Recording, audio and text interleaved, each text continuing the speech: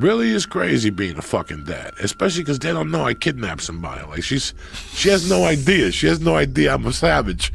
So she thinks I'm on the up and up. Like when we go to church and shit, she's like, "Daddy, look at Jesus." Yeah. Well, nothing turns people more on the up and up than being a father. It really does. Yeah, it changes who you are. You're responsible for these people now.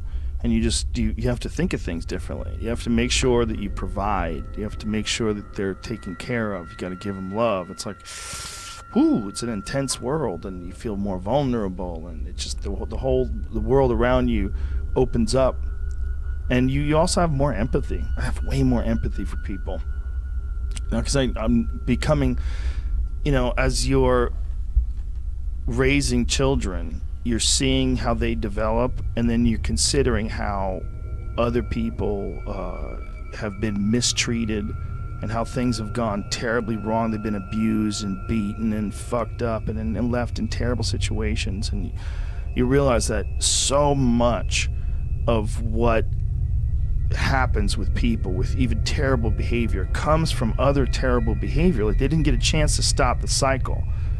And there are a lot of people that we consider like really bad people, violent people that do terrible things.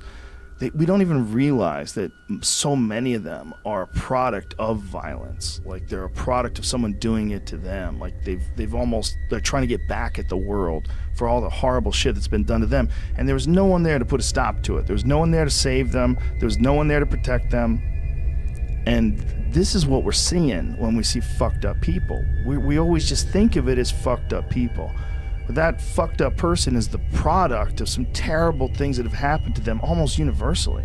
Almost every angry, fucked up person has come from a place where something has gone really wrong against them. You're not angry and fucked up if everything's awesome. If every day you're just getting ice cream, getting your dick sucked, and driving a Ferrari and watching awesome movies, like it's you. There's an anger that some people have, violent criminals in particular, that comes from someone doing that to them. I had that anger, Joe. I know you did. I had that anger from 1979. You had that shit when I met you. I had that anger, but no, the anger You had that grew. when I met you. I've seen it with people. Well, let me explain something to you wanted to attack people. The anger was very... All right, first of all, under control. I was always a happy kid, but not really, because I was always confused about the death of my father. So that always had a little certain unhappiness. Yeah. But I always had the Catholic faith. I was really raised Catholic, and I always believed he was in heaven, and he was in that box when my mom did the things.